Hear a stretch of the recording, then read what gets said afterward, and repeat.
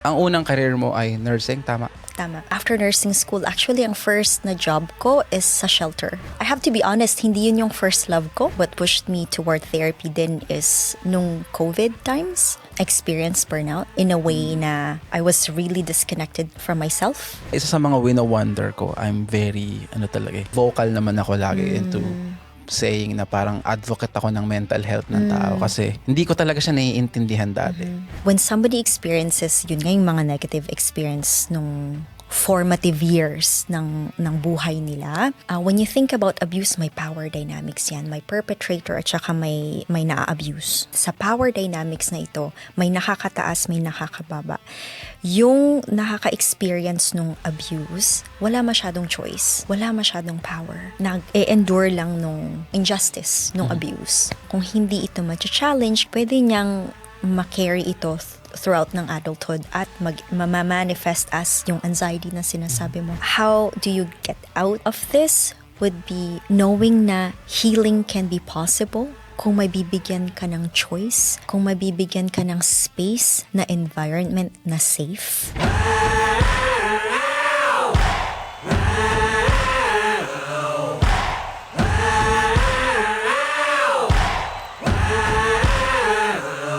Kamusta Internet World? Ako nga pala si Kyle from Filipino TV, also known as Coach Kyle from The Breakdown and also known as Kyle ang kabanda ng lahat from the Kulto Kultura podcast. And this is a Totoo Lang podcast. And for today's episode, man, very special yung guest natin. Very excited ako sa pwede namin mapag-usapan at sa mga, just for conversation kasi yung expertise ng guest ko ngayon is something na talagang interesado rin ako malaman. So very excited ako mapick yung brains niya. So hayaan ko na siyang further i-introduce yung sarili niya at kung anong ginagawa niya. For today's episode, may kasama ko si Jellica. Thank you, Kyle, for having me. Thank you so much. Hello po, ako po si Jellica. Ako ho ay isang registered nurse. Isa rin ho akong registered psychotherapist. At sa akin hong practice sa psychotherapy world, I see individuals and couples po, usually mga healthcare providers, first responders, mga professionals na nakaka-experience ho ng mga mental health concerns. And I help them reconnect with themselves. Yeah. Actually, ngayon ko lang nalaman na na nurse ka din pala. To my knowledge, akala ko ka lang, parang psychotherapist. Yeah. It means na parang ang unang career mo ay nursing, tama? Tama. Paano ka nag-aral ka ulit to be a therapist? Yes, nag-aral ako ulit to be a therapist. So, after nursing school, actually, ang first na job ko is sa shelter. It's a big men's shelter sa East End ng Toronto. Sa mga nakakaalam, sa East End ng Toronto is may malaking concentration ng shelters doon. I have to be honest, hindi yun yung first love ko. When I graduated, very competitive talagang job market. Ang gusto ko talagang pasukan is cardiovascular nursing, yung coronary care nursing. Pagka-graduate ko, nag-take ako ng mga coronary care nursing courses while I was waiting to land yung gusto kong job bilang coronary care nursing. I got this job then full-time as a healthcare coordinator sa isang men's shelter sa downtown Toronto. Yeah, so Monday to Friday, 9 to 5 siya, and I started to fall in love with it by accident. So men's shelter nga siya, kagaya ng sinabi ko, and my role there is a healthcare coordinator. So I run a clinic there sa basement ng shelter who I've seen as mga homeless people, mga unhoused, na usually may mga unmet mental health needs sila, social needs sila, physical needs nila. So when they come to the clinic, ang dami nilang pinagdadaanan na I saw my role as a nurse na very vital, very important, na parang, oh my gosh, I can help this person. I can help this person navigate mga resources dito sa Toronto. And usually din yung mga nagsistay sa shelters, mga refugees, mga newcomers actually dito sa Canada na walang supports. So that what made it really rewarding for me. So nagstay ako sa job na yun. At for some reason, hindi ko na pinursu yung coronary care nursing. And then it led me to psychiatric emergency nursing din. Seeing very similar population. Ilang years mo siya ginawa? Mga 2-ish years. Napunta ka after nun sa Psychiatric emergency sa downtown Toronto din. Paano ka napunta naman doon? So an opportunity just came up. They were like, "Oh, we're looking for a nurse dito sa psychiatric emergency setting na ito." And I'm like, "Oh my gosh, you know what? This could be interesting." It was a difficult decision for me. Mahirap na gawin kasi yung mga tinutulungan ko sa shelter is super na-attach na rin ako sa kanila and around that time then ang daming influx ng mga refugees from Eritrea at saka sa Ethiopia na nangangailangan ng tulong, right? So then it feels so hard for me, parang, oh my gosh, iiwanan ko ito and they need somebody here to pursue my own personal goal na parang gusto ko ring mag-advance as a nurse, gusto ko ring matuto ng ibang skills as a nurse and all that. So doon, and I stayed there for about, sa psychiatric emergency for about close to 10 years. 10 years? Yeah. I feel like parang lahat ng pinagdaanan mo or from the beginning of your career, parang napunta ka sa isang shelter kung saan maraming, yun nga, sabi mo homeless or maraming may mental problems. And then napunta ka into a what you call it, psychiatric emergency, di ba? Na who deals with mga ganun din klaseng patients. Yeah. Ayun ba yung nag-lead kung bakit ka naging therapist? I have my professional tsaka personal reasons then for that led me to being a therapist. Actually, what pushed me toward therapy then is first my personal reason. Nung COVID times, I experienced burnout in a way na, you know, I was really disconnected from myself. Nung mga times na yun, ang hirap. Right? Professionally, lagi kaming short around this time then during COVID. Generally, as a society, ang daming nag-emerge na mga mental health problems dahil dulot na rin ng isolation, kunyari, anxiety, right? Yung collective trauma din ng pagdideal ng COVID, yung fear, kunyari, I don't want to get sick. Ang daming mga restrictions, ang daming pagbabago. Almost like every day, may laging nangyayari. And oversaturated din ang mga news natin ng, oh, these are the death rates or you know, these are the state of the hospitals. Yun ang lagi natin nako-consume online. So may mental health impact din collectively as a society. Tapos being a healthcare provider, being an essential worker during COVID na hindi naman ako pwedeng magstay at home, kailangan mong pumunta sa hospital, right? So, it's a systemic problem really. Pero ang effect nun sa mga healthcare providers is that we saw acuity, yung parang may mas mataas yung severity ng mga cases na nakikita namin sa psychiatric emergency. And I think I can't speak for the whole healthcare system, but I think this is the general trend din, right?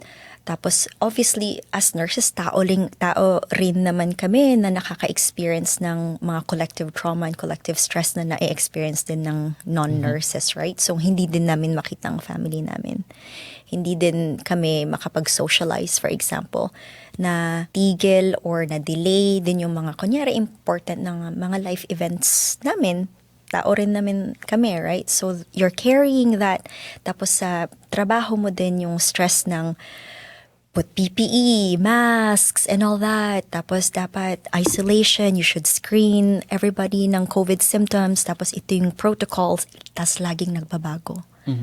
So, during that time, I experienced burnout. Then, katulad nga ng sabi ko, and at first, hindi mo when you're living in burnout, hindi mo ma-realize na nababurnout ka. And then what led me to therapy is that, yun nga, realizing na parang, you know what? There has to be a better way of parang living my life as a person, right?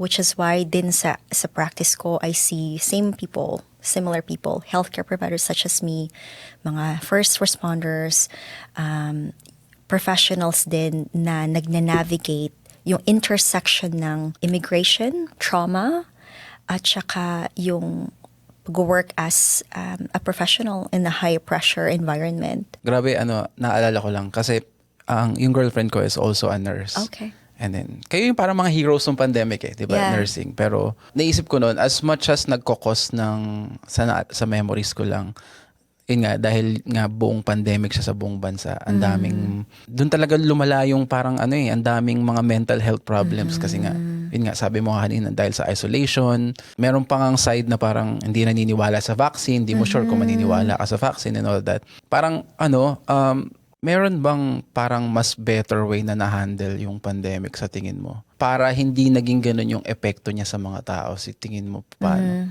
Yeah. And I think isa rin ito kung bakit din na pinursu ko ang psychotherapy. Kasi naramdaman ko yung experience na, you're going to your shift and all that. And wala akong masyadong space para i-explore yung nararamdaman ko. Na i-identify even yung nararamdaman ko. In a space na, say, walang judgment, in a space na pwede kong i-explore nga yung nararamdaman ko na hindi ako worried about kung anong sasabihin ng iba. I just, ito yung nararamdaman ko, itong iniisip ko, paano ko pa ito i-process, paano ko ba ito i-deal with, right? Kaya dun din ako nag-pursue towards therapy kasi yun nga, nakita ko, na-experience ko siya, nakita ko din sa mga colleagues ko na ang hirap ng mga pinagdadaanan natin as healthcare providers, as first responders, and we don't have, a space para i-process itong mga ito. And we're just expected to keep pushing through. Mag-show up ka. You're essential worker, show up. And we're short, come. And you feel guilty for not coming. Kasi iniisip mo, kailangan nila ako ng mga tao at kailangan din ako ng mga coworkers ko. Right. I feel bad sa mga coworkers ko na short sila. Right? So yun din. And yung healthcare system din, it rewards yun, right? Na parang, oh my gosh, look at you, employee of the month. You're staying later. You're missing your breaks. Nagpipick up ka overtime. And all that. Wow. Right? Pero hindi na nakita that human ka lang din. Human ka lang din. Hindi ka naman machine na napapagod ka rin. So you felt like yung mga healthcare workers na yun ay wala silang outlet na kung ano yung nararamdaman nila. Or parang you feel na parang kailangan kasi kayo eh. And then, yeah, kailangan kasi kayo. The way I would even approach this, siguro, I want to talk about my own experience din. Yun nga, I think my intersection dito ng pagiging an immigrant, pagiging Filipinos din, right? Kasi sa ating Filipinos, ang values natin is tiis. Magtiis ka, pasalamat ka nga, may trabaho ka mga Right, ganon. Be grateful, magdasal ka na lang pa sa Diyos mo. Meron ding nakakahiya naman sa iba kung anong sabihin nila, right? Makisama ka sa mga coworkers mo. Kung hindi ka papasok, ano na lang sasabihin nila? Hindi ka nakikisama, hindi ka nakikikapwa. Tapos, yung experience din ng pagiging I'm a first generation immigrant. So, experience din yan na parang I have to work din twice, 3 times, 4 times as hard compared sa mga non-immigrant na peers ko. Kasi wala naman tayong generational wealth. Hindi naman tayo taga dito, right? So I have to work para din to survive now and to save for my future later, right?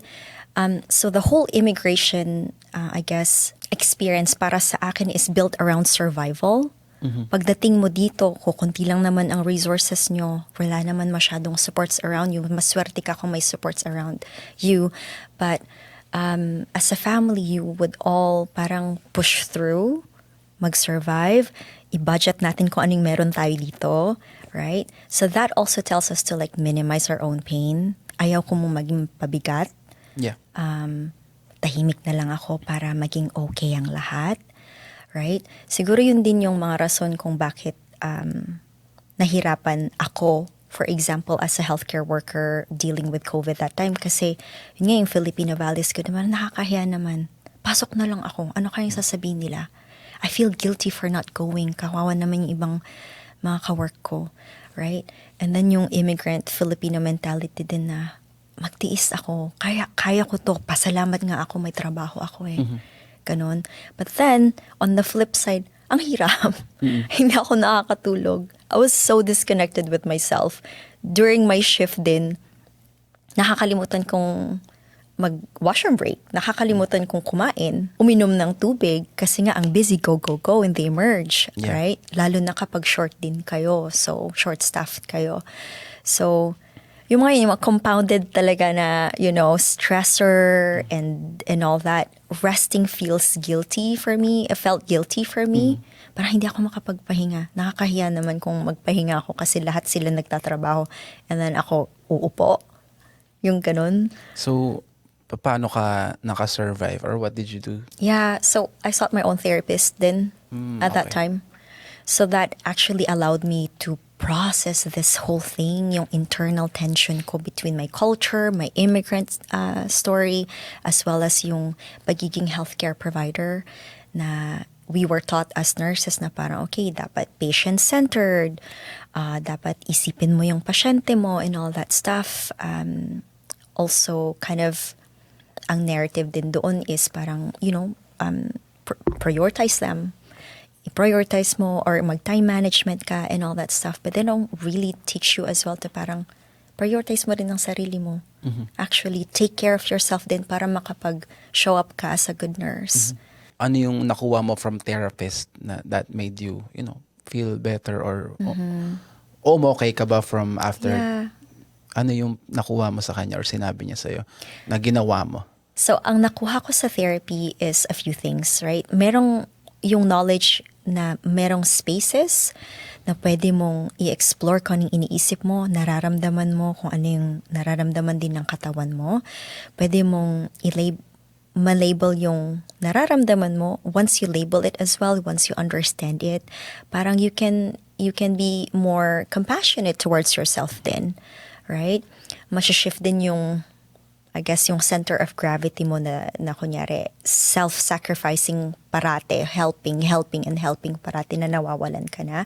So, nagsha-shift din yung center of gravity mo na, hold on, wait a minute, ako muna din. Right? So, I learned na i-prioritize ko rin yung sarili ko. Na, sure, I can still value din yung profession ko as a nurse, na I can help people, I can still value din yung culture ko as a Filipino din na yun nga, matulungin and all that, pakikisama, hiya and all that. At the same time, I can also honor myself, yung capacity ko, yung limitations ko, yung rest ko din, yung well-being ko. Pwede ko ba i-ask? Siguro medyo out of topic, pero related pa rin. It's about dun sa Filipino culture or thinking. Parang na-mention mo kanina about yung utang na loob or yung pasalamat ka, may ganito ka. What's, bilang isang, professional into, what's it called? Like, from the expertise of your field, what's your opinion on that sa cultural thing na ganun, na thinking ng mga Filipino? As it relates to... So, kung ano yung tama talaga na dapat gawin din sa life. Kasi nakaka-cost talaga siya ng mental health yung mga ganun na yung kung paano tayo pinalaki, di ba? You have to be, pasalamat ka, may trabaho ka. Yung parang kailangan mo na lang laging patayin yung sarili mo. Parang, yung ganong thinking. What's your take sa ganun? Kasi ikaw, nag-survive ka from that. Right. Right. Sa ating mga Filipino-Canadians naman, iba't ibang experiences natin depende kung anong generation natin, kung anong where we belong sa diaspora, right? Kung Filipino-Canadian, anong nasaan ka, right? I think much of that culture, din yung utang na loob, yung hiya, pakikisama and all that, coming from yung history natin na na-colonize tayo ng mga ibang bansa. Right? So we're all surviving that. Right? And yung mga yun is napasa na lang generation per generation na medyo siguro hindi na may lack of challenging sa mga ganun. Well, yung transition naman into being a therapist. Yeah. Like how did that, happen? Yeah, yun din. So after nung experience ko from COVID, that was my personal reason din na parang, oh my gosh, possible pala ito. And professionally din, parang siguro I'm trying to reach new heights sa personal development ko, sa professional development ko, and which is why I took ito, yung master's ko sa pagiging therapist. And I can also see na parang, you know what, pwede pala akong tumulong din sa ibang tao na hindi lang biomedical yung approach, hindi lang psychiatric emergency yung approach, but still, you know what, mental health, right? Kaya din ako nag-shift towards this kasi meron palang ibang way para tumulong sa ibang tao using din yung knowledge ko and yung skills ko bilang a psychiatric emergency nurse.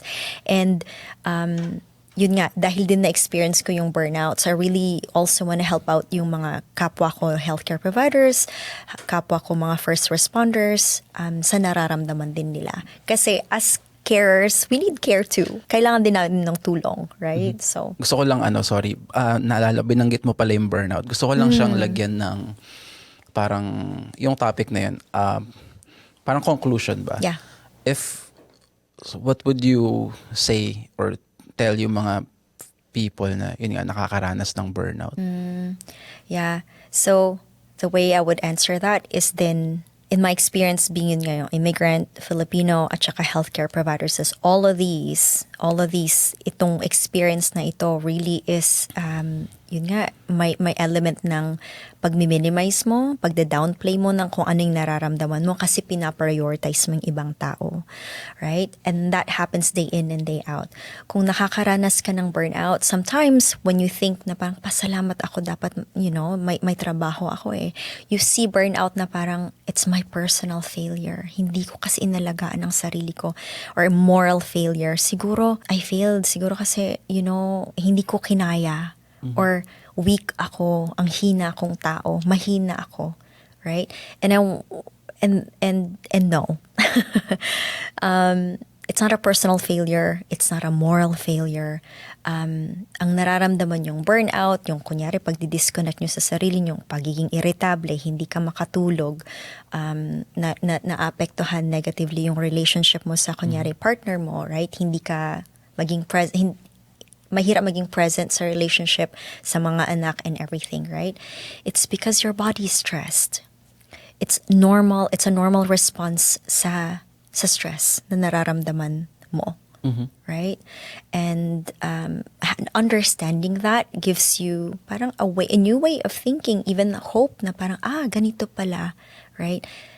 Normal lang pala ito at may ways pala para either maibsan ito or may support pala. Right? Ngayon, ko lang, bilang galing ka ng nursing, gusto ko lang malaman din, bonus lang ba? And then nag-transition ka into being a therapist. So parang nandun ka lagi sa field ng healthcare ba ang tawag? And hindi ko alam parang karamihan ng mga Filipinos nasa healthcare side. Yeah. So parang, bakit kaya? Bakit parang bakit yun yung field path na pinuntahan mo? Yeah. Interesting na sinabi mo yan kasi overrepresented tayong mga Filipinos sa healthcare field. Pero wala tayong say. Parang tayo. Parang alam mo yun, parang ang dami natin doon. Lahat tayo consider na magagaling. Pero wala tayong voice. Parang wala tayong masyadong voice. We are overrepresented sa bedside pero underrepresented sa leadership management. True. What's your take on that? I'm just theorizing. Part siguro niyan din is siguro yung culture din natin as Filipinos na parang don't take up space. Tahimik ka lang. Right? Wag kang, just shh. Don't take up space. Right? Na parang mahiya ka naman.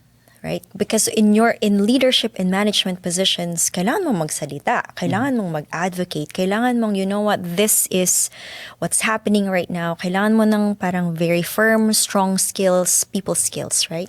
Tayong mga Pilipino, gusto nating maging easy lang, maging pakikikapwa, pakikisama, which is why majority ng mga Filipinos conflict averse. Ayaw nating maka-offend ng ibang tao. Mahirap tayong mag-say no din. Ayaw mong pag may request sa'yo, siguro, we can't say no. Mahirap sa ating sabihin direkta na no. Sige, pag-iisipan ko. Pero the answer is no. Yeah. Right? Gusto mong maging easy lang. Being in leadership, being in management, kagaya ng sinabi ko, you have to be direct. You have to be assertive.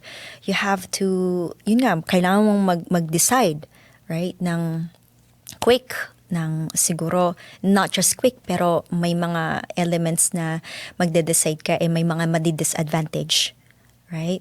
So tayong mga Pilipino, mahirap siguro yon para sa atin kasi yun nga, gusto nating maging okay lahat, may collective harmony lahat na ayaw nating ma-offend yung ibang tao. Tayo din, mahirap din tayong mag-say no. Mahirap din tayong maging assertive sa communication natin. We sometimes over-apologize kasi nga, I don't want to be a burden, nakakahiya naman. I just want to make myself small. So I think that's part of why overrepresented tayo sa bedside nursing, na doon lang tayo nagsashine talaga, na yun nga, we are used to, giving so much of ourselves sa ibang tao without assertiveness and all that. Because those are North American values. Filipinos lang ba ang ganon? Tayo lang ba talaga yung ganon? I'm not sure. Siguro ibang lahi din. Ibang lahi din. But do you think so? Mahirap Well, from sa mga nakikita mo parang pero you're not really sure. Yeah. Parang ganun. Kasi isa sa mga wino-wonder ko, I'm very very vocal naman ako lagi into saying na parang advocate ako ng mental health ng tao kasi hindi ko talaga siya naiintindihan dati. I grew up na parang akala ko alam ko lahat and strong-willed ako. Until I naka-encounter ako ng mga tao na merong mental illness. Na parang sinasabi sa sarili ko, mindset lang yan, bakit hindi nyo kaya? Parang isipin mo lang. Tapos lagi nilang sinasabi sa akin, kapag meron kang ganun, kapag meron kang depression or hindi mo nakokontrol yung pumapasok sa isip mo. Is that a correct narrative na parang hindi nila naiiwasang mag-isip ng negative towards situation? For example, myself, kapag alam kong nakaka-stress to or may problema dito, kaya kong i-shift yung mindset ko sa positive para maalis ako sa ganun. Or look for the brighter side of things. And marami akong nakausap na tao na they can't. Talagang ito yun. And ito yun. Hindi ko maiwasan. Pasok ng pasok yung mga negative thoughts sa isip ko na mga ganon. Bakit? Yun yung parang hindi ko maintindihan. Paano nangyayari yung mga ganon with people na yung nakakaranas ng depression, mental illness, ganyan, or traumas? Yeah. So I see it two ways. Dahil nga din nurse ako, so I see it physiologically, biologically, right? May mga predispositions naman tayo sa mga illnesses, right? Kunyari, maybe for you, kunyari kung wala kang predisposition, kung walang sa family history mo ang may mental illness, so that already puts you at an advantage na may mental resilience ka na, right? Na less na yung chance mo na, yun nga, less na yung madi-decrease yung risk mo ng pagkakaroon ng mga ganun kasi you were given, kunyari, genes-wise, hereditary-wise, wala namang family history. Right? Tapos, may nature and nurture din. Yun yung nature, na parang ito yung nabigyan ka na genes, ito yung nabigyan ka na katawan, yung brain, yung resilience mo, yung nervous system mo. Meron naman yung nurture part. Kunyari, nabigyan ka nga ng walang hereditary or walang genetics ng predisposition ng mental illness, pero yung mga surrounding mo is, na-normalize is kunyari, substance use, mga ganon, right? Or physical abuse. Physical abuse, ganon. Right? So yun din ang template mo or like yun din yung nag-shape ng nervous system mo.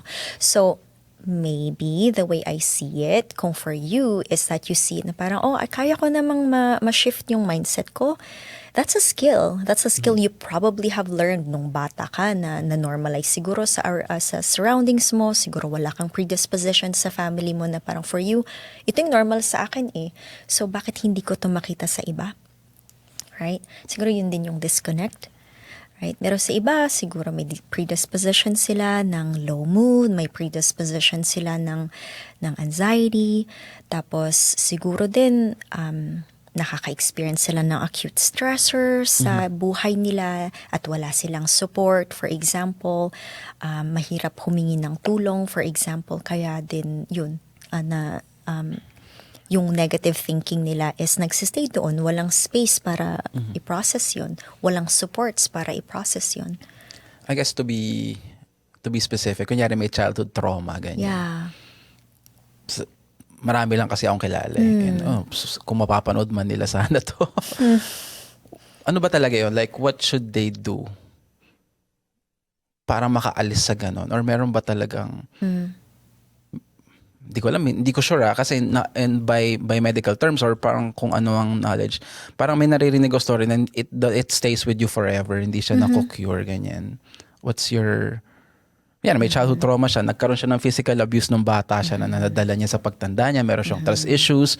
Very introverted yung tao or nahirapan siya mag-open. Basta ganun eh. Yung, and then constantly nagbe-breakdown siya dahil from experience niya nung bata pa siya. Ganun.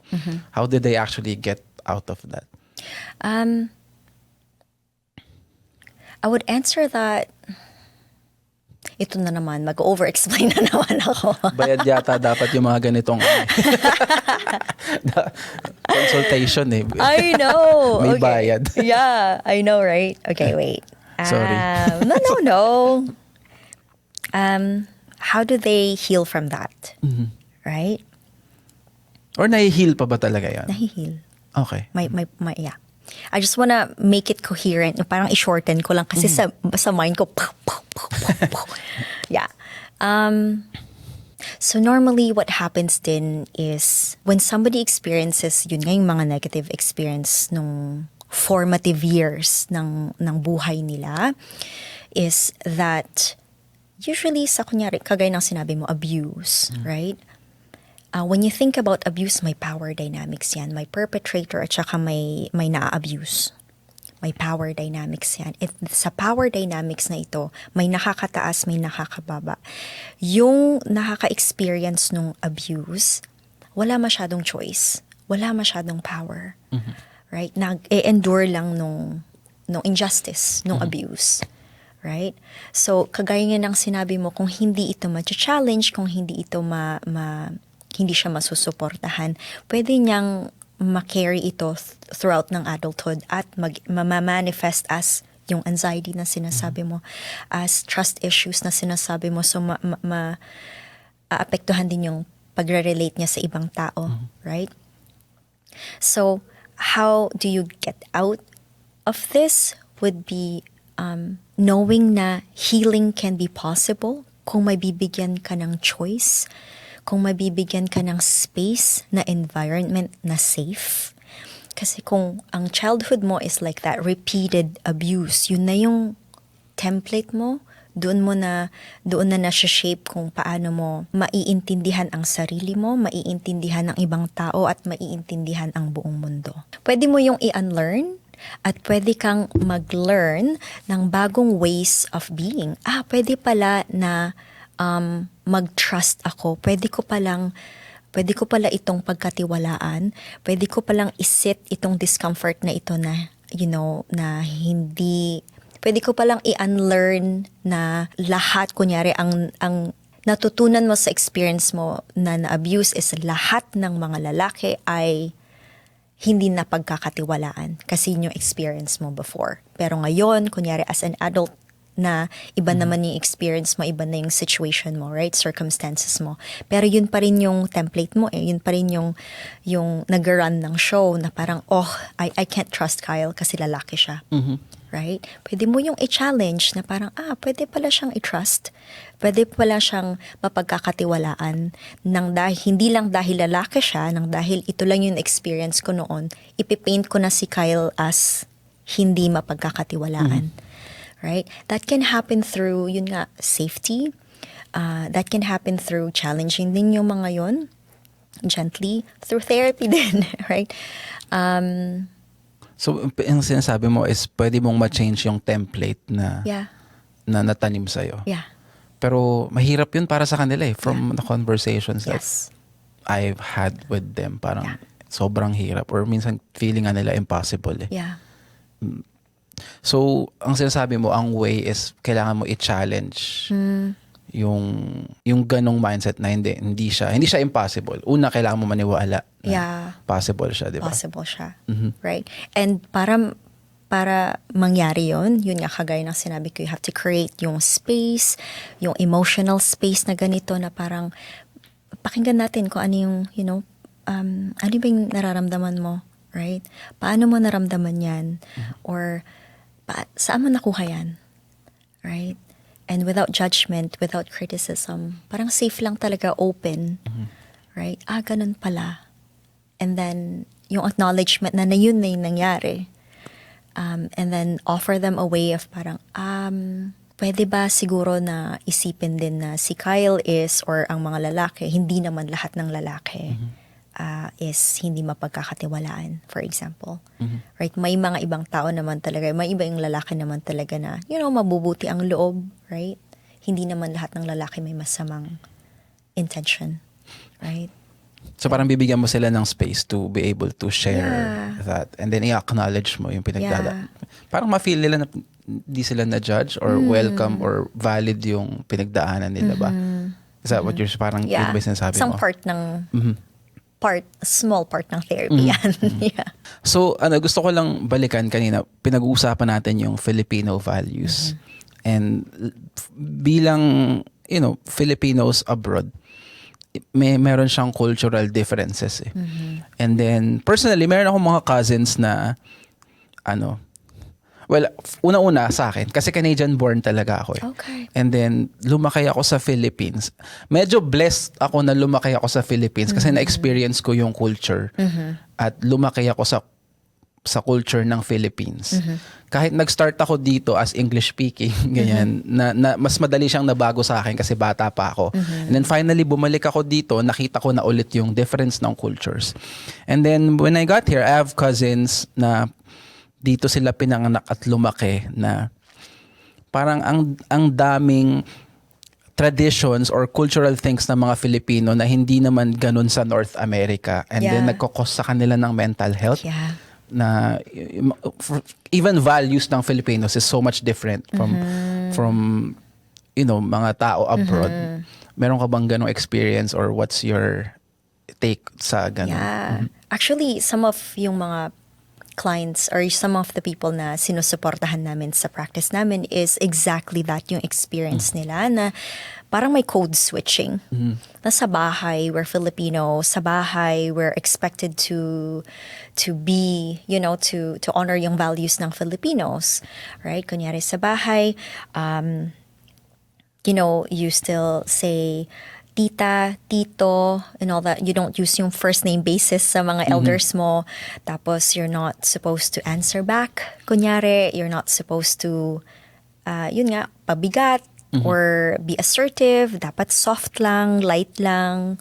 Yun nga, i-maintain mo yung collective harmony, I should say. Tayong mga Pilipino, collectivistic culture tayo, right? One for all for one tayo. So, kunyari kung may kailangan ka, ang kailangan mo, kailangan nating lahat. Ang pain mo, pain nating lahat, and vice versa. Right? Good yun, yung may bayanihan culture, right? Pero pag minsan, yun nga, dahil gusto nating maging easy, ayaw nating maging pabigat, sometimes yun may element din ng parang, ayaw ko na lang sabihin ito kasi baka ma-offend ko siya. Ayaw ko na lang sabihin ito kahit naiinis na ako or nasasaktan na ako kasi baka ma-offend ko siya. At kung ma-offend ko siya, ma-offend silang ang lahat ng pamilya ko. Right?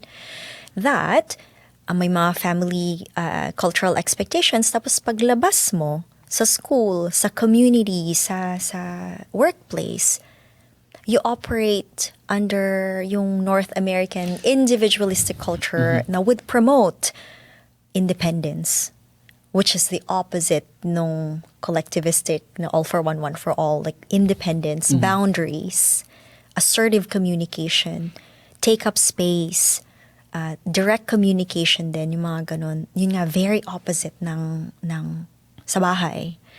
Right? So, yun. So, open and free communication. So, yung code switching na yun, parang sa bahay ganito ako, sa labas ganito ako, and sometimes may mga situations sa labas, sa workplace, sa school na nagmi-mirror ng mga, or kunyari in conflict sa mga values na tinuturo sa iyo sa bahay. Sa household na. Right, kunyari ang teacher mo sinabi sa iyo or ang boss mo, right, would say, Kyle, what happened with this? Kunyari may ina-expect akong deliverable from you. Right? Your Filipino culture would be like, oh man, nakakahiya. Anong sasabihin ko sa kanya? Right? I'm just gonna keep quiet. I'm just gonna over-apologize. I'm just gonna, okay, yes. Pero, yun nga, within your workplace, yung culture mo sa workplace mo, You have to speak up. Boss, so this is what happened. You know what? I'll take care of it. Or actually, this is not my job. This is his job. Right? But yung conflict na yan, may internal conflict na yan na hindi mo naman ma-explain sa coworkers mo.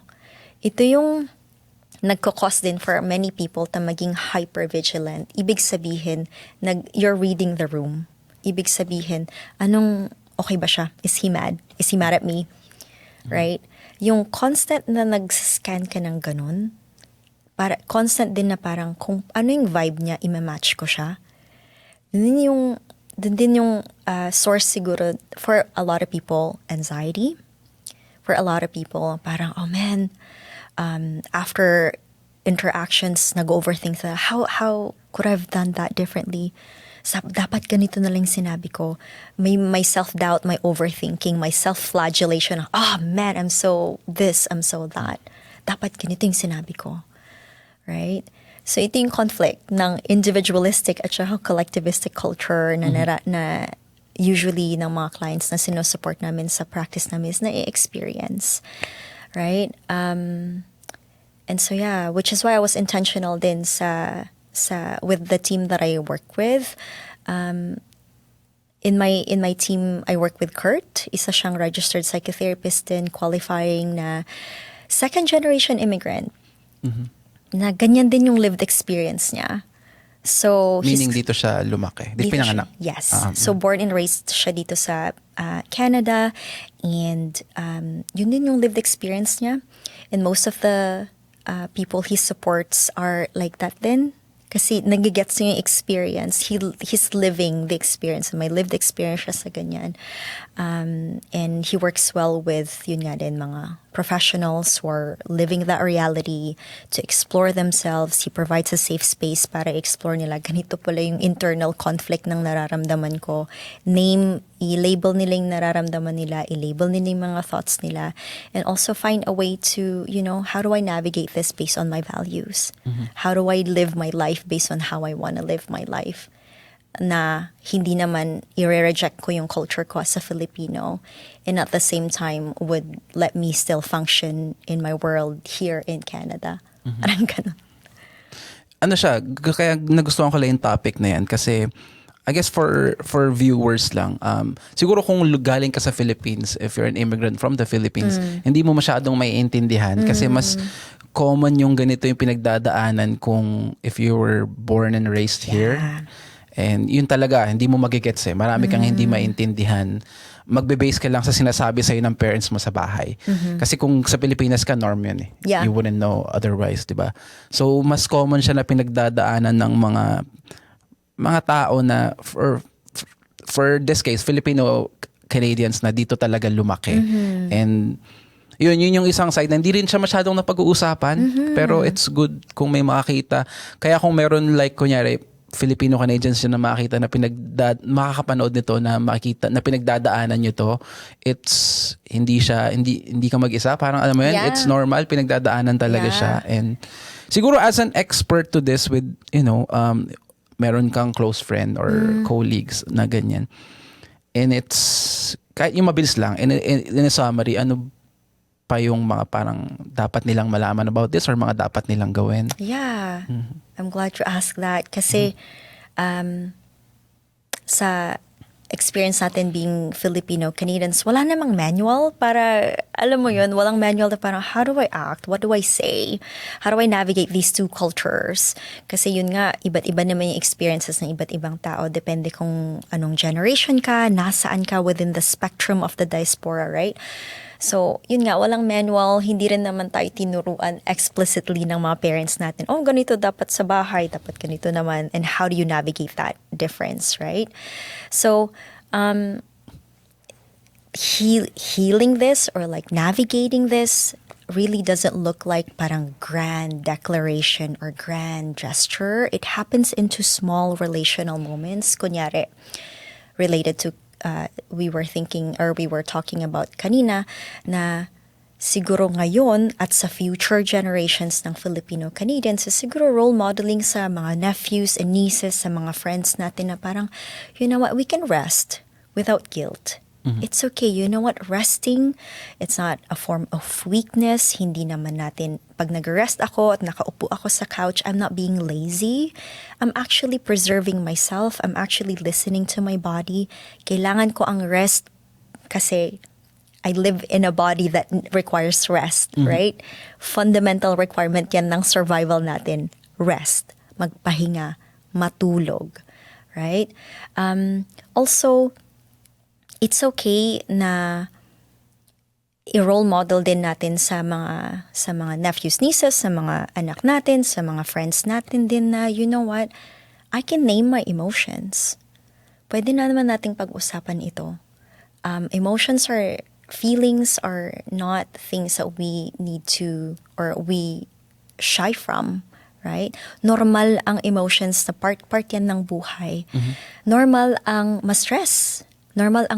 Parte yan ng buhay. It is a very normal response sa nangyayari sa atin. Hindi yan personal failure, hindi yan moral failure din, hindi dahil weak ka or hindi ka magaling mag-cope.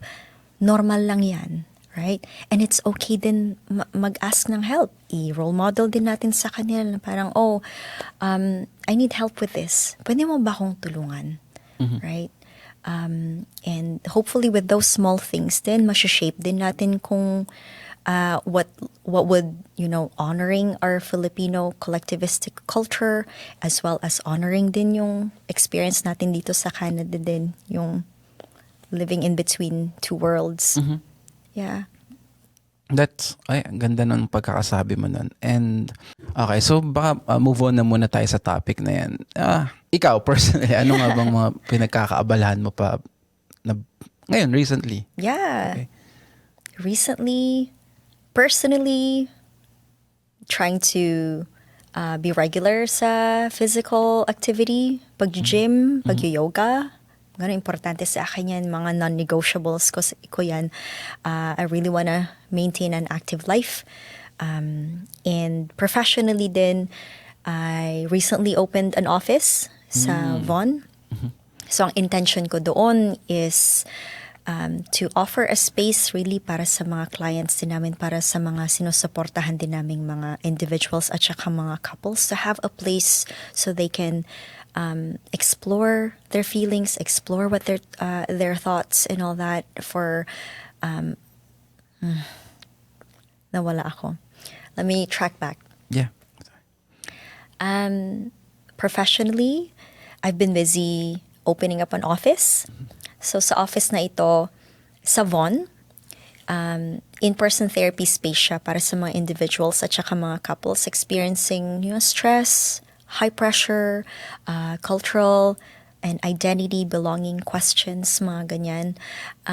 So then they can have a place to just be, relax, and as soon as they open the door, they can take off the armor, they can take off, just think about it as, same thing with going to an RMT, parang the same thing going to a masseuse, right? You go there, ang ganda ng ambience, you go there to relax. So that's my aim, my intention, opening up the space para din sa mga tao na, carrying a lot of stress, carrying a lot of weight, na pagpunta nila sa space na yun, yung environment ang magko-co-regulate din ng emotions nila, parte yun ng therapy. So yeah, that's what I've been busy, keeping me busy, I should say. Yeah. Okay, ayun. Thank you, Jellica, for being here and for sharing your knowledge and expertise. Yeah, and of course. siguro before tayo magpaalam, baka gusto mong invite yung viewers or share mo lang kung saan nila makikita yung clinic mo, what's the name, saan yung location, invite mo sila. Thank you. Ako po si Jellica, isa po akong registered nurse at isa po akong registered psychotherapist.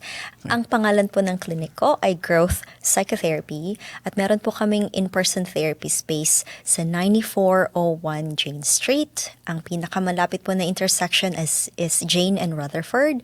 And we welcome any individuals or couples po experiencing stress, trauma, anxiety, depression, relationship challenges, and for those who want to explore their experience navigating cultural identity, belonging, and all that, you're welcome here. You can check our website at growthpsychotherapy.ca.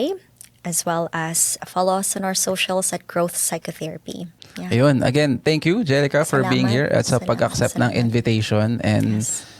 I think very meaningful yung episode for today kasi ang dami talaga yan. And I ito, know. ito yung mga gusto ko talagang nasa-share sa platform na to. Mm-hmm. And again, this is Kyle from Filipino TV. Kasama ko si Miss Jellica. And visit nyo yung clinic niya. And this has been sa Totoo Lang Podcast. May kita-kits tayo next week.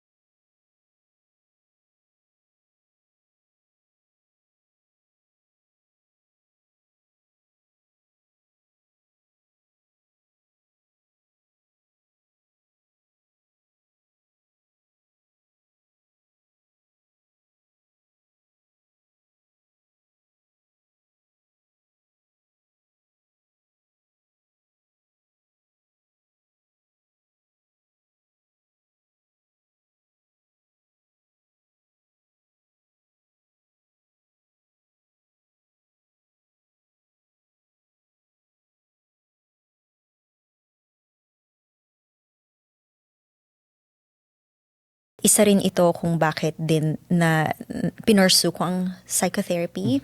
Kasi naramdaman ko yung experience na, you know, you're going to your shift and all that, and wala akong masyadong space para i-explore yung nararamdaman ko, na i-identify even yung nararamdaman ko in a space na, say, walang judgment, in a space na pwede kong i-explore nga yung nararamdaman ko na hindi ako worried about kung anong sasabihin ng iba.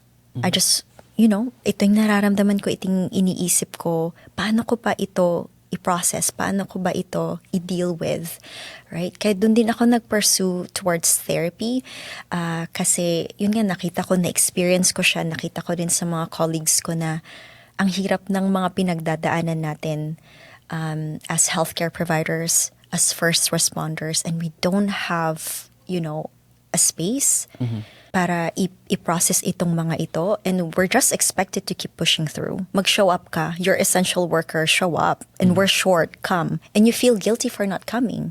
Kasi iniisip mo, kailangan nila ako ng mga tao at kailangan din ako ng mga coworkers ko. Right. I feel bad sa mga coworkers ko na short sila. Right? So yun din, and yung healthcare system din, it rewards yun. Right? Na parang, oh my gosh, look at you, employee of the month. You're staying later. You're missing your breaks. Nagpipick up ka overtime. And all that. Wow. Right? Pero But hindi na nakita that yeah, human ka lang din. human And ka lang feel- din. Hindi ka naman machine na napapagod ka rin. So you felt like yung mga healthcare workers na yun ay wala silang outlet na kung ano yung nararamdaman nila. Or parang you feel na parang kailangan kasi kayo eh. And then Yeah. Kailangan kasi kayo.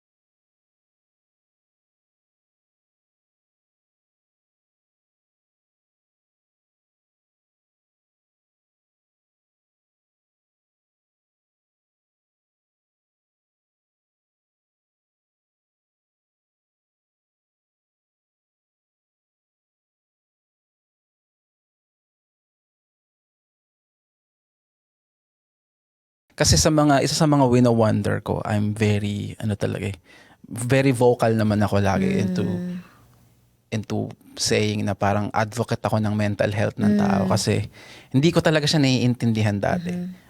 I grew up na parang akala ko alam ko lahat and strong-willed ako. Until I naka-encounter ako ng mga tao na merong mental illness. Na parang sinasabi sa sarili ko, mindset lang yan, bakit hindi nyo kaya? Parang isipin mo lang.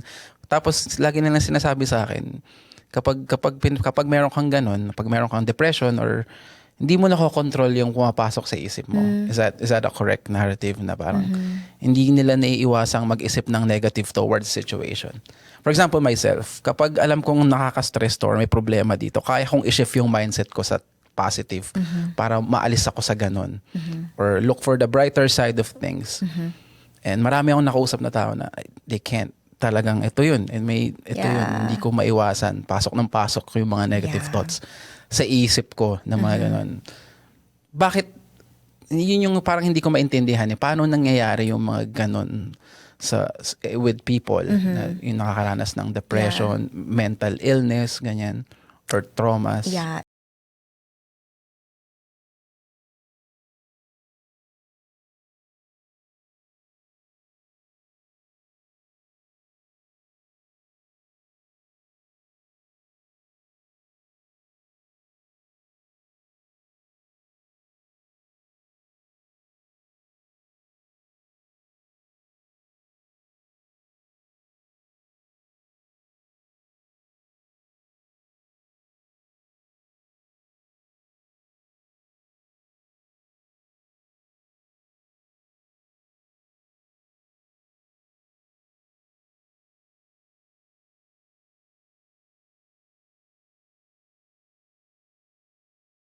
May nature and nurture din. Yun yung nature na parang ito yung nabigyan ka na genes, ito yung nabigyan ka na katawan, yung brain, yung resilience mo, yung nervous system mo.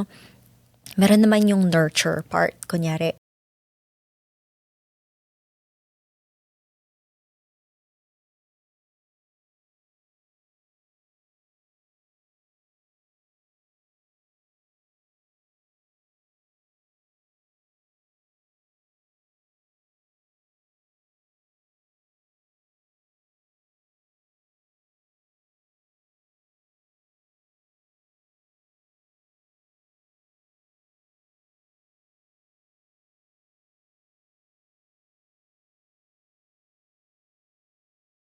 Surrounding mo is na-normalize is kunyari substance use, mga ganon. Right? Or Physical abuse. physical growing up. abuse, ganon. Right? So yun din ang template mo or like yun din yung nag-shape ng nervous system mo. So,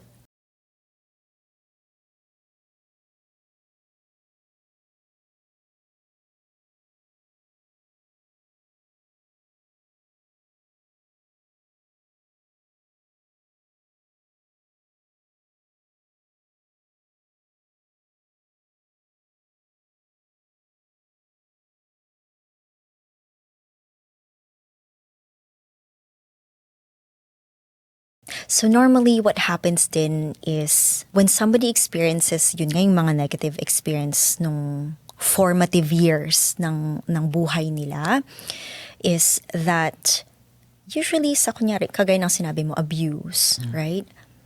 When you think about abuse, may power dynamics yan. May perpetrator at saka may na-abuse. May power dynamics yan.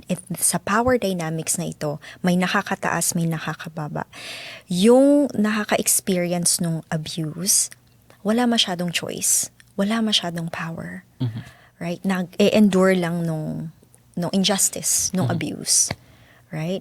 So, kagaya nga ng sinabi mo, kung hindi ito ma-challenge, kung hindi ito hindi siya masusuportahan, pwede niyang ma-carry ito throughout ng adulthood at ma-manifest as yung anxiety na sinasabi mo, as trust issues na sinasabi mo. So, maapektuhan din yung pagre-relate niya sa ibang tao, right?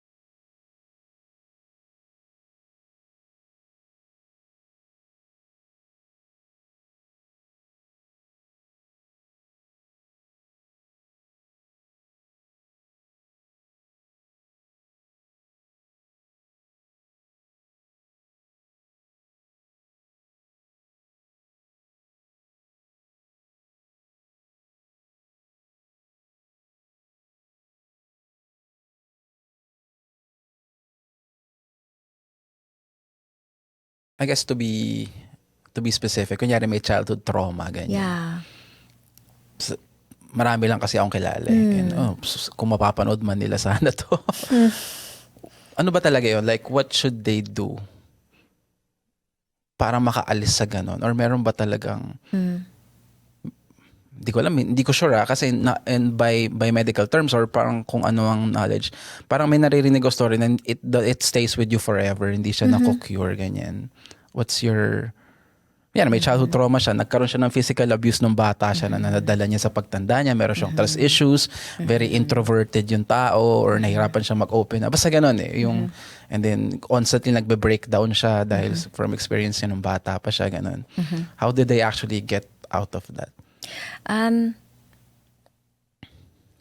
would answer that ito na naman, mag-over-explain na naman ako. Bayad yata dapat yung mga ganitong consultation eh. I know. May okay. bayad. Yeah, I know, right? Okay, wait. Sorry. No. How do they heal from that? Right? Or nahi-heal pa ba talaga yan? Nahi-heal. Okay. Yeah. I just wanna make it coherent. Parang i-shorten ko lang kasi sa mind ko. Yeah.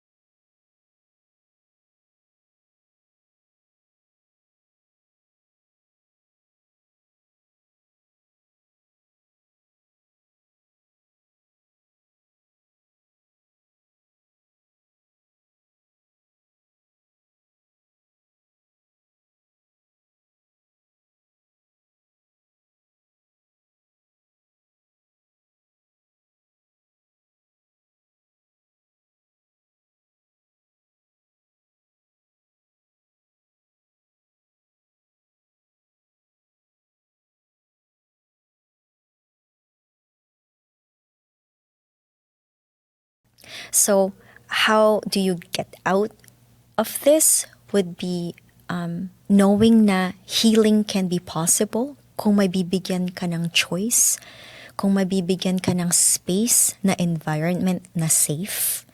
Kasi kung ang childhood mo is like that, repeated abuse, yun na yung template mo, doon na nasa-shape kung paano mo maiintindihan ang sarili mo, maiintindihan ang ibang tao, at maiintindihan ang buong mundo.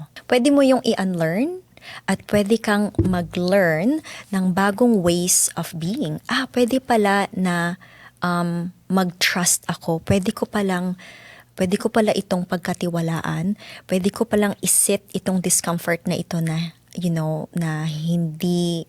Pwede ko palang i-unlearn na lahat, kunyari, ang natutunan mo sa experience mo na na-abuse is lahat ng mga lalaki ay hindi na pagkakatiwalaan kasi yun yung experience mo before. Pero ngayon, kunyari, as an adult, na iba naman yung experience mo, iba na yung situation mo, right? Circumstances mo. Pero yun pa rin yung template mo eh. Yun pa rin yung nag-run ng show na parang, I can't trust Kyle kasi lalaki siya. Right? Pwede mo yung i-challenge na parang, pwede pala siyang i-trust. Pwede pala siyang mapagkakatiwalaan hindi lang dahil lalaki siya, nang dahil ito lang yung experience ko noon, ipipaint ko na si Kyle as hindi mapagkakatiwalaan. Right? That can happen through, safety. That can happen through challenging din yung mga yon gently, through therapy din, right? So, ang sinasabi mo is pwede mong ma-change yung template na natanim sa'yo. Yeah. Pero mahirap yun para sa kanila eh. From the conversations that Yes. I've had with them, parang sobrang hirap. Or minsan feeling nga nila impossible eh. Yeah. So, ang sinasabi mo, ang way is kailangan mo i-challenge yung ganong mindset na hindi siya impossible. Una, kailangan mo maniwala na possible siya, di ba? Possible siya. Right? And para mangyari yun nga kagaya ng sinabi ko, you have to create yung space, yung emotional space na ganito na parang pakinggan natin kung ano yung, ano ba yung nararamdaman mo, right?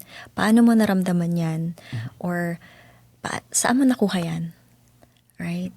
And without judgment, without criticism, parang safe lang talaga, open. Right? Ganun pala. And then, yung acknowledgement na yun na yung nangyari. And then, offer them a way of parang, pwede ba siguro na isipin din na si Kyle is, or ang mga lalaki, hindi naman lahat ng lalaki is hindi mapagkakatiwalaan, for example. Right? May mga ibang tao naman talaga, may ibang lalaki naman talaga na, mabubuti ang loob, right? Hindi naman lahat ng lalaki may masamang intention. Right? So parang bibigyan mo sila ng space to be able to share Yeah. that. And then i-acknowledge mo yung pinagdada. Yeah. Parang ma-feel nila na hindi sila na-judge or welcome or valid yung pinagdaanan nila ba? Is that what you're parang yun Yeah. ba yung sinasabi Isang mo? part ng, small part ng therapy yan. Yeah.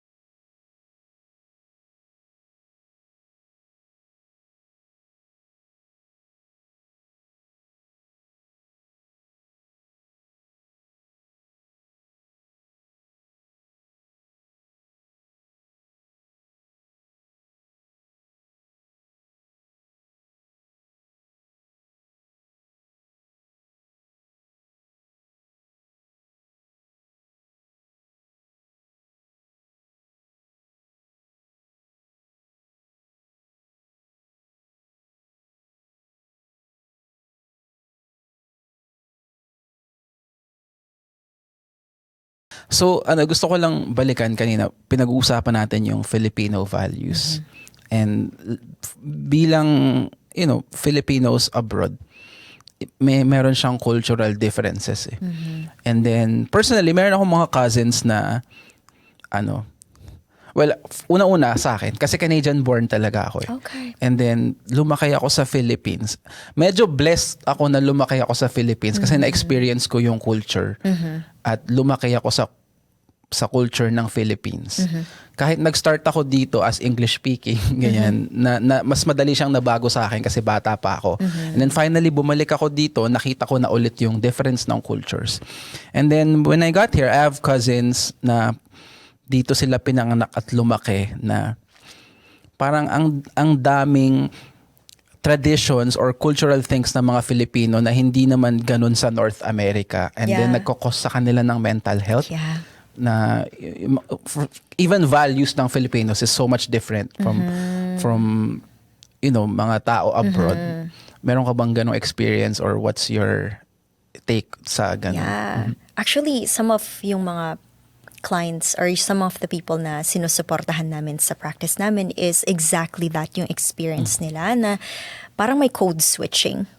Na sa bahay, we're Filipino. Sa bahay, we're expected to be, to honor yung values ng Filipinos.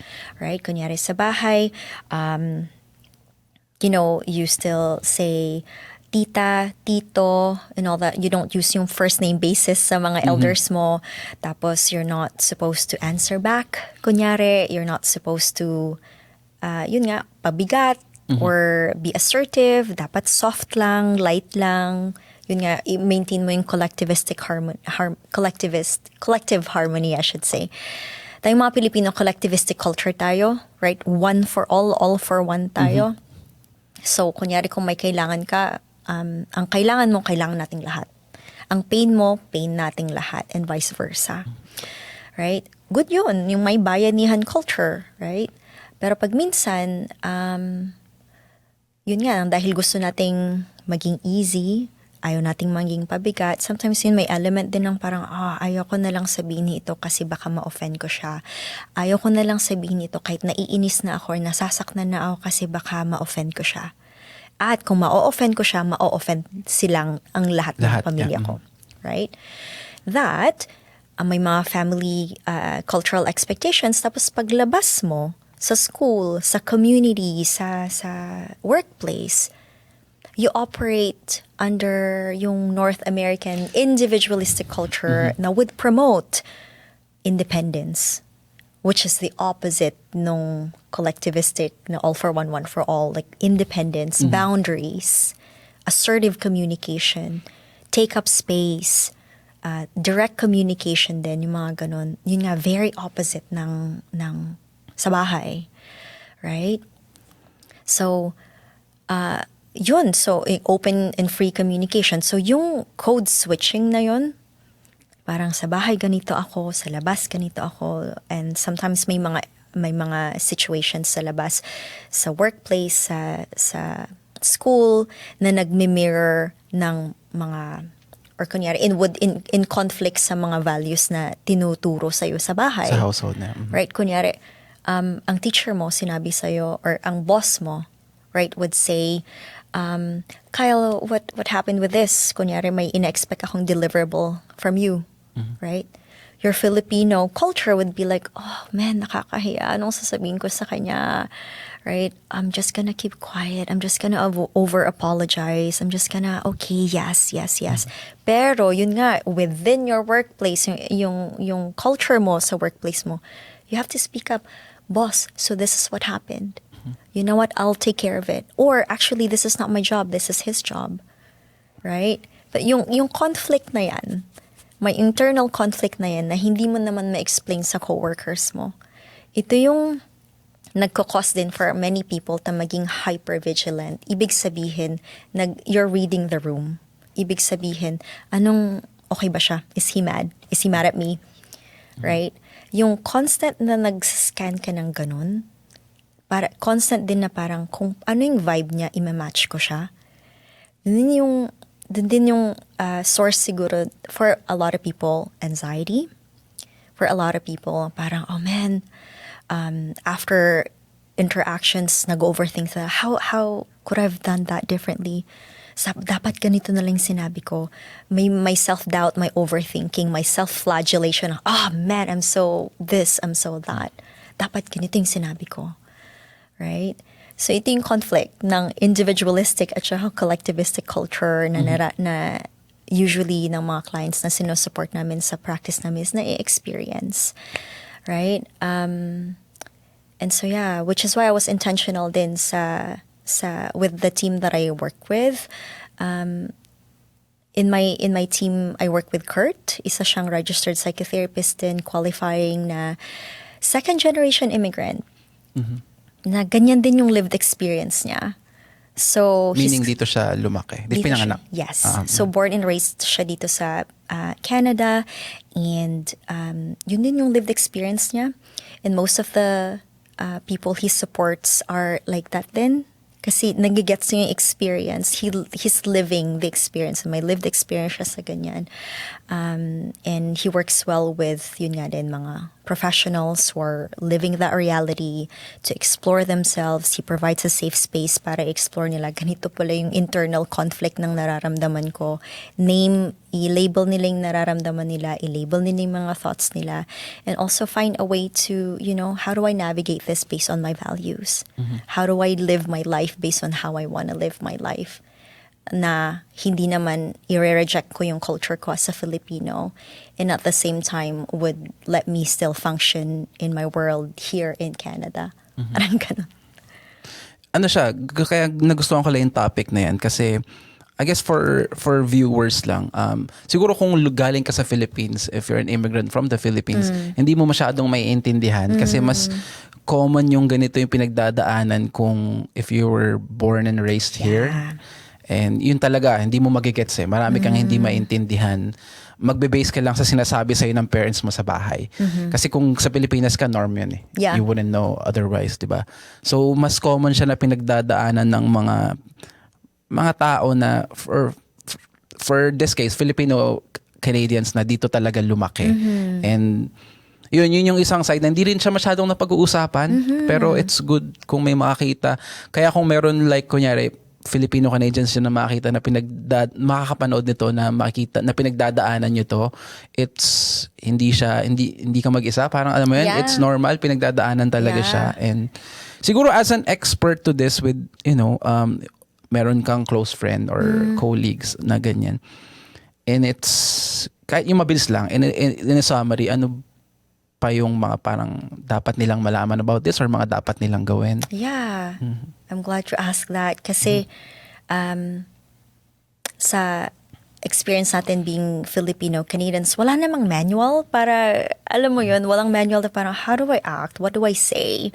How do I navigate these two cultures? Kasi yun nga, iba't iba naman yung experiences ng iba't ibang tao. Depende kung anong generation ka, nasaan ka within the spectrum of the diaspora, right? So, yun nga, walang manual, hindi rin naman tayo tinuruan explicitly ng mga parents natin. Oh, ganito dapat sa bahay, dapat ganito naman. And how do you navigate that difference, right? So,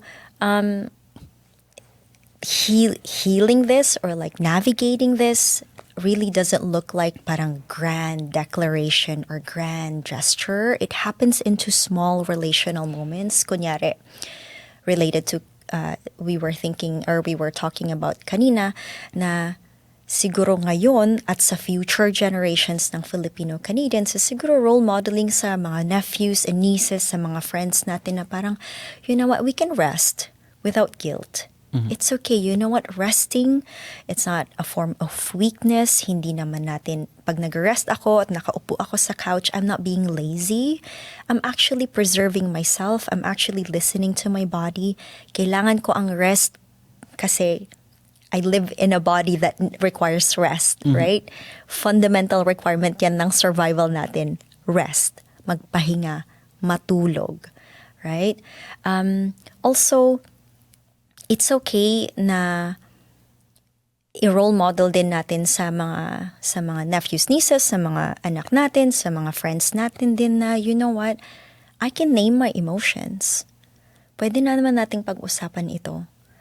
Emotions are feelings are not things that we need to or we shy from, right? Normal ang emotions na part yan ng buhay. Normal ang ma-stress. Normal ang ma-stress, parte yan ng buhay. It is a very normal response sa nangyayari sa atin. Hindi yan personal failure, hindi yan moral failure din, hindi dahil weak ka or hindi ka magaling mag-cope. Normal lang yan, right?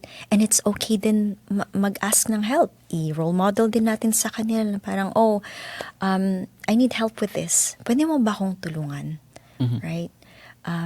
And hopefully with those small things then masha-shape din natin kung what would, honoring our Filipino collectivistic culture as well as honoring din yung experience natin dito sa Canada din, yung living in between two worlds. Yeah. Ang ganda ng pagkakasabi mo nun. And